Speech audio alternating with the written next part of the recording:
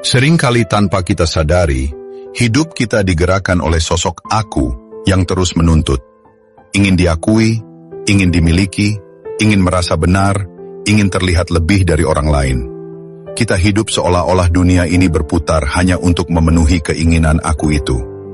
Dan ketika sesuatu tidak sesuai dengan harapan si aku, maka datanglah kemarahan, kekecewaan, dan penderitaan. Disinilah letak persoalan yang sering tidak kita sadari.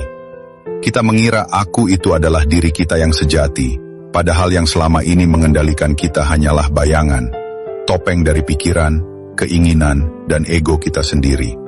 Inilah yang disebut aku palsu. Aku palsu membuat kita hidup dalam ketegangan.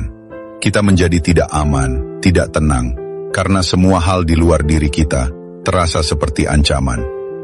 Kita takut kehilangan pujian, takut hartanya berkurang, takut ditinggalkan, takut kalah, bahkan takut tidak dianggap. Padahal, semua itu tidak akan pernah bisa kita genggam selamanya. Dan hidup dalam ketakutan semacam itu, bukanlah hidup yang utuh.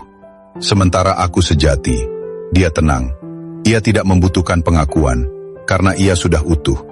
Ia tidak harus memiliki, karena ia tidak merasa kekurangan. Aku sejati, tidak menguasai dan tidak dikuasai. Ia hanya menyaksikan dengan jernih, hadir dengan sadar, dan mencintai tanpa syarat.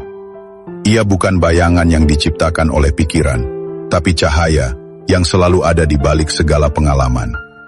Jika kita terus membiarkan aku palsu yang memimpin hidup kita, maka kita akan terus berada dalam lingkaran reaktif. Marah saat tidak mendapatkan, iri saat orang lain lebih, gelisah saat tidak dianggap.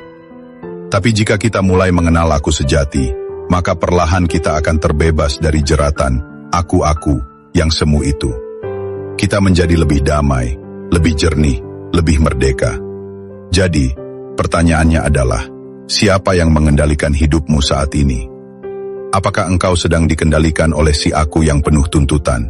Ataukah engkau sudah mulai kembali ke rumah, tempat tenang di dalam dirimu sendiri, di mana aku sejati menanti untuk dikenali?